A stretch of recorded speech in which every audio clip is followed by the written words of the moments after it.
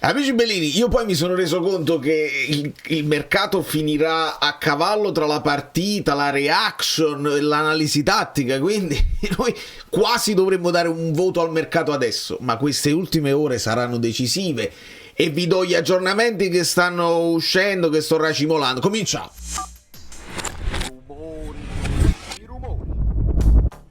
Facciamo in fretta perché tra un po' c'è il derby e penso che tutti vogliamo vederlo. Ha recuperato Çalhanoğlu, questa era una delle cose importanti. Benvenuto Gennaro Avolio, benvenuti a tutti i nuovi iscritti che si sono affacciati sul canale. Io sono Valerio Fluido, mi piace parlare del Napoli, non so niente, non capisco niente, però la mia la voglio dire e voi se lasciate il like, se non lo lasciate, non lo lasciate, ma lo state lasciando, quindi c'è un clima sereno e mi fa piacere. Allora, partiamo da Saint-Maximin e Comuzzo, che penso siano le cose più... Poi c'è successo il fatto di Meret, che non so se tutti hanno seguito. Allora, ci spostiamo... Con voi che quando mi sposto lasciate il like subito. Ve lo dico subito perché è comparso. I ladri in casa, Meret. Poi qualcuno ha scritto anche: ma quelli non erano già partiti per Roma? Come ha fatto Meret a sventare? Non so le tempistiche, sinceramente non posso sapere, però l'hanno ripostata in parecchi questa notizia. Ladri in casa di Meret, il portiere ha messo in fuga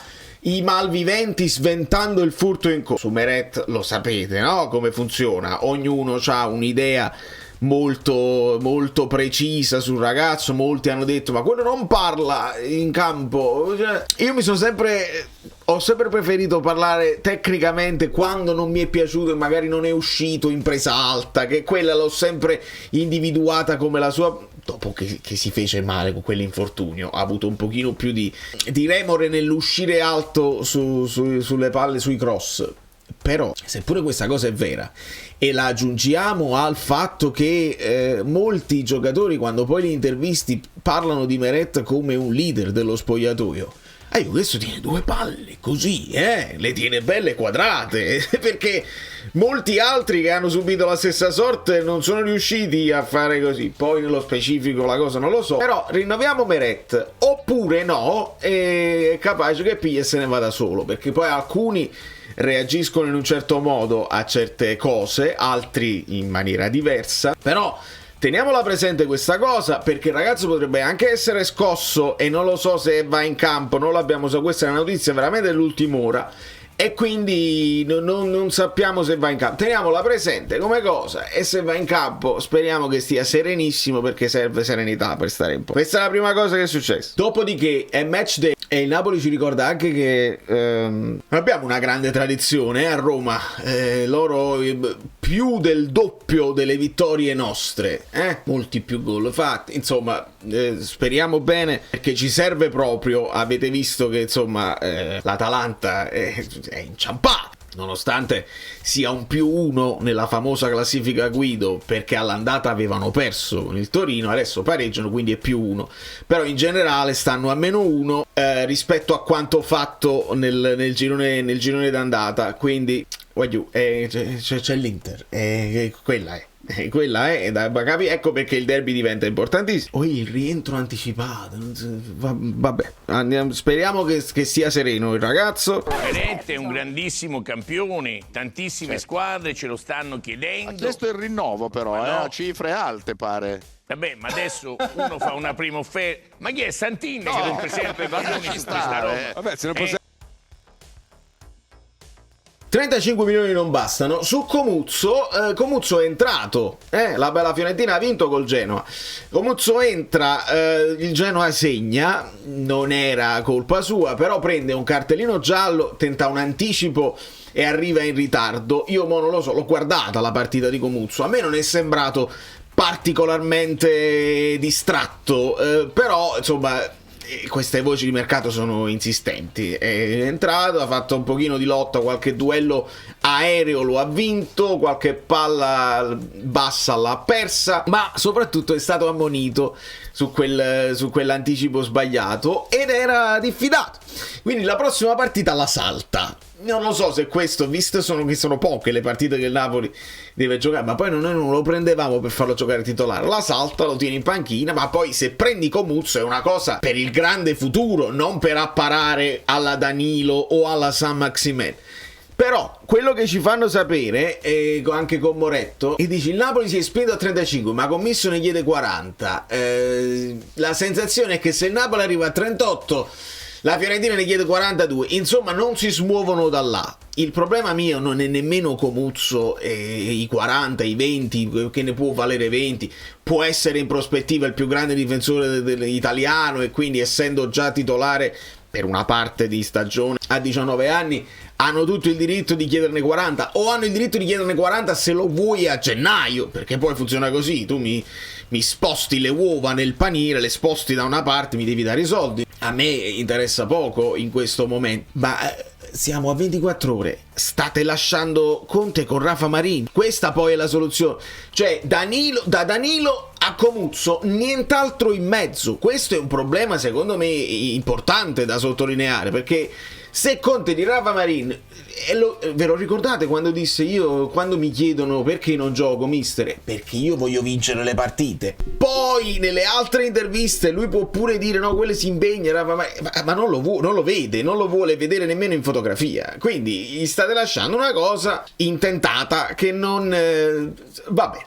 E quindi la situazione di Comuzzo, io non mi sento di essere ottimista che si risolve nelle ultime 24 ore. È molto più plausibile che il Napoli caschi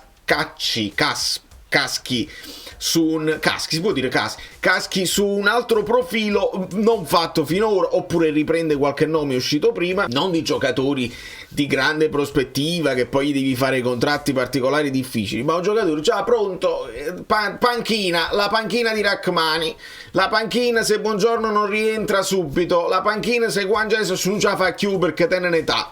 La panchina, un giocatore affidabile, piuttosto che andare fino allo scadere del mercato con Comuzzo, con la Fiorentina che resiste e non la sblocchi questa cosa. Viceversa, su Saint Maximin, mentre il Corriere dello Sport diceva l'affare rischia di saltare, ieri sembrava che la storia procedesse spedita, ma non è stata ancora trovata la quadra con il triangolo Al Ahly, il proprietario e il Fenerbahce, come vi dicevo. Tu devi convincere il Fenerbahce, perché il Fenerbahce deve dire sì vabbè prenditelo. Avevano dei programmi, magari loro lo hanno bocciato, magari Mourinho dice sì io lo uso ma non mi serve tantissimo. Il giocatore è in attesa, ma senza gli accordi economici non potrà raggiungere, le parti sono al lavoro, ma più passa il tempo e più si complica.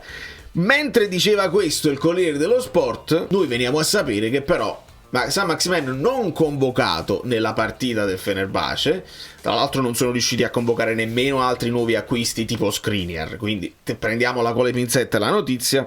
E Kvara lascia i mi piace sulle cose del Napoli, perché non solo Elmas è rimasto attaccato a noi, Poi ve lo sto leggendo, vi state divertendo, si è mangiato il gol, quanti gol si mangiano stesso i nostri, quando così, e alcuni li perdoniamo e altri no, va bene. Tutti cercano su Twitter notizie su San Maximin, ma io credo che si fa. Mi sbilancio, non sono convinto che si faccia Comuzzo, ma sono convinto che in extremis almeno San Maximin verrà, perché così. Poi il dubbio era che la Lazio stava affondando su un gong, le ultime notizie dice che il Napoli comunque potrebbe lasciare andare via non facciamo scherzi, che poi ti pigli San Maximin e ti vendi pure Ngong, a quel punto sei folle completamente.